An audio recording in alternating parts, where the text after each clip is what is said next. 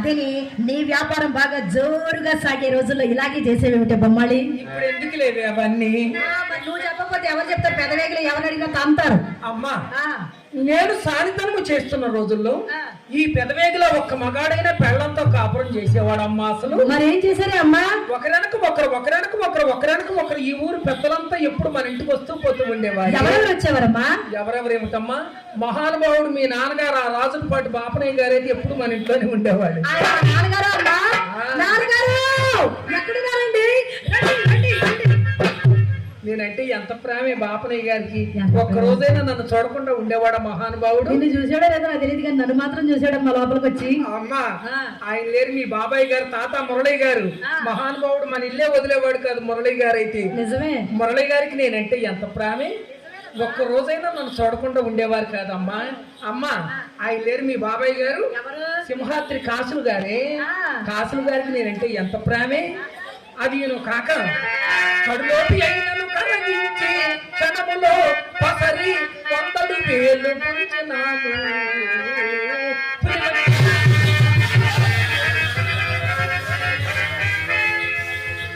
అదేమిటి ఉన్నట్టుండి పులియని పెద్దగా అరిచావు, భయపడి చచ్చానే నేను. అంటే భయపడ్డావా? అడవుల్లో తిరిగే పులి కాదే. అయ్యో అయ్యో ఎట్లా బ్రతుకుతావే? నీ దయ లేకపోతే నేను ఎలా బ్రతుకుతాను? నాకు అనుమానంగానే ఉంది అమ్మా. పిచ్చి పిల్ల, పులంటే ఆ పులి కాదే. ఒకప్పుడు మన ఇంటికి వచ్చేవారు, పులిలాగా ఉండేవాడు మహానుభావుడు. ఎవరే అమ్మా? పొన్నూరు శంకర గౌడ్ గారని. అంతెత్తు మనిషి, ఇంత పెద్ద ఛాతి, బుర్రమెసాలు, కిరు చెప్పులు వేసుకొని మన వీధిన అని నడిచి వస్తుంటే పెద్ద పులి వచ్చినట్టుండేది. అంతేకాకుండా ఆయనకి ఇంకో ప్రత్యేకత కూడా ఉండేది. ఏమిటమ్మా అంత ప్రత్యేకత? అమ్మో, అది మాత్రం నన్ను అడగబాకవే. నువ్వు అడగతుంటే నేను ఊరుకుంటానా? నేను అదే అడుగుతా. తల్లి బిడ్డలు చెప్పుకునే విషయాలు కాదమ్మా ఇవి. చెప్పమ్మా. ఏమీ లేదమ్మా. సందకాడ వాటేసుకుంటే తెల్లవాళ్ళు విడిచిపెట్టేవాడు కాదు శంకర్ గౌడ్ గారు. అంత బలంగా పట్టుకునేవాడు మహానుభావుడు. అందుకే ఆయన పులితో పోల్చానమ్మా. నీ విగ్రహం అటువంటిదే. ఇక్కడ ఉన్న వాళ్ళు ఎవరైనా నిగ్రహం కోల్పోవాల్సిందే. పులంటే అడవుల్లో తిరిగే పులి అనుకున్నావా తల్లి? పులి వంటి వాడైనా గావించి వాట కట్టినాడు, పరమన ఇష్టపుడైనా పడదీసి నోటను ఎంగిలి పెట్టి తినిపించినాను. ఎంగిలి తినిపించడం ఏమిటే? పాపమే. పాపమా? పిచ్చి పిల్ల, పాపం చెప్పమంటే మన దీపమార్ చక్కపోతుంది. పాపం ఏమిటే పాపము? అమ్మా, మనం కాశీ వెళ్ళి తీర్థం పట్టుకొచ్చి పోసినా వాళ్ళకు రుచించదే. మనం ఇంత బందర్ మిఠాయి రెడ్డిని కొరికి వాడి నోటుకు అందిస్తే లేడు కొడుకు. అటువంటి వారికి అలా చేస్తే పాపం ఏమీ లేదమ్మా. ఇంత బాగా సంపాదించావు కదా, మరి నేను పెద్దదాన్ని అయ్యేసరికి మన ఇంట పూచిక పుల్లైనా లేదు కదమ్మా. ఆ గడించిన సొమ్మంతా ఏం చేసావే నా గుడివాడ బొమ్మ? అది కూడా అడిగేసావా అమ్మా? అదొక్కటేనమ్మా నా వల్ల జరిగిన పెద్ద పొరపాటు. ఏమిటది? ఒకప్పుడు మన ఇంటికి ఒక పిసిని కొట్టు ముండా కొడుకు వచ్చేవాడే. ఇంతమంది మధ్యలో ఈయనెవరమ్మా? వంకాయల వెంకటరామయ్య గారని. తెల్లవారులు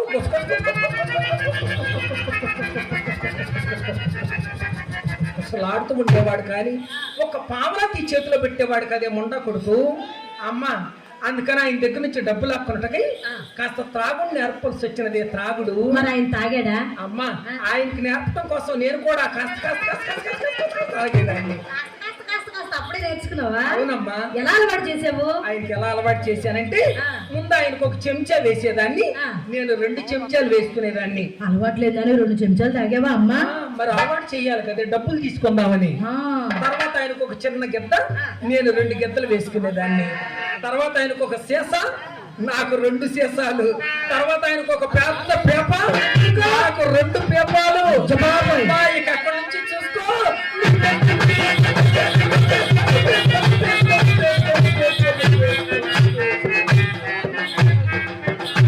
అంటూ వేసుకునేవాళ్ళం, తెల్లవాళ్ళు వేసుకునేవాళ్ళం. ఏమిటది?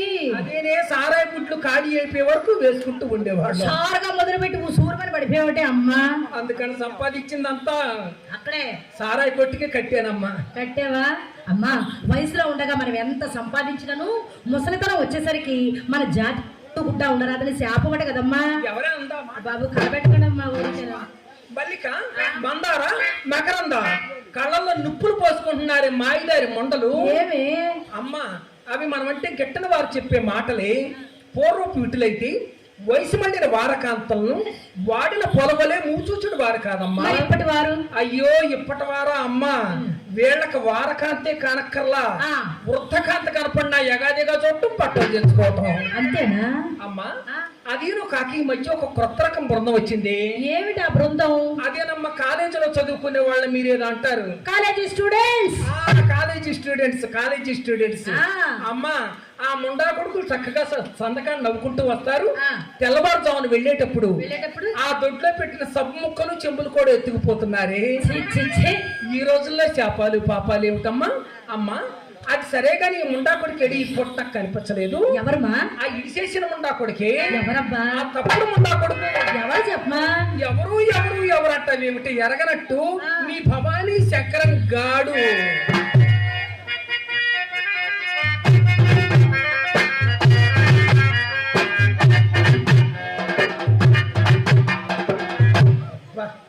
ఏమి సిగ్గుపడుతున్నావే ఆడి పేరు చెప్పేసరికి.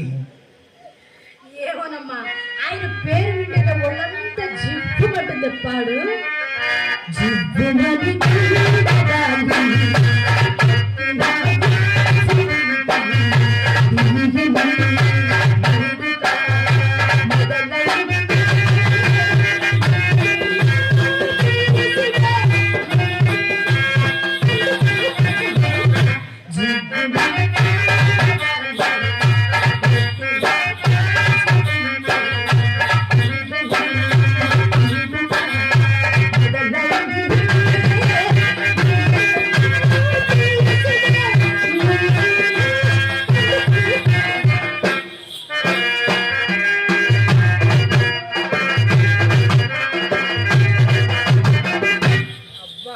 నిజంగా ఇప్పుడు ఊపేవే ఆడి పేరు చెప్పేసరికి.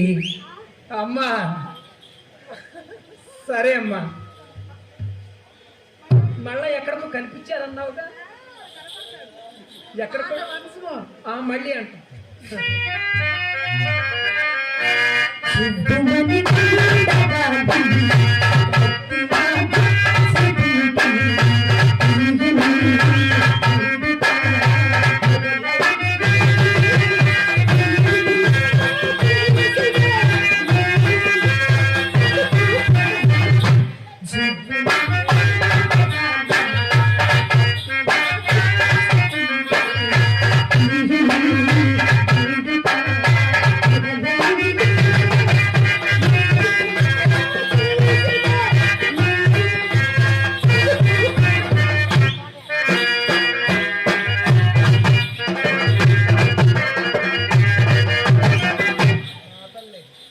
నిజంగా ఇప్పుడు ఊపేవే బాగా, ఎందాకన్నా కూడా.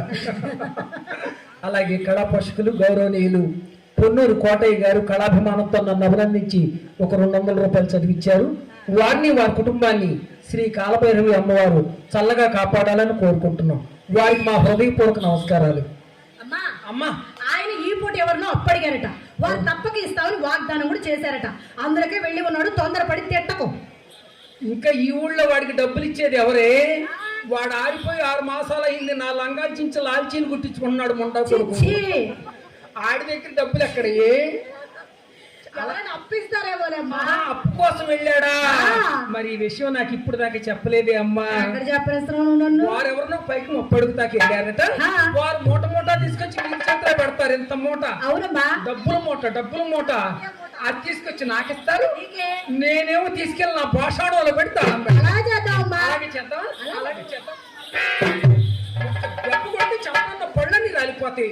వాడి మాయ మాటలు నమ్మబోకువే అంటే నా మాట వినవే అమ్మా. అసలు అయినా ఈ మధ్య ఏం జరిగిందో తెలుసా?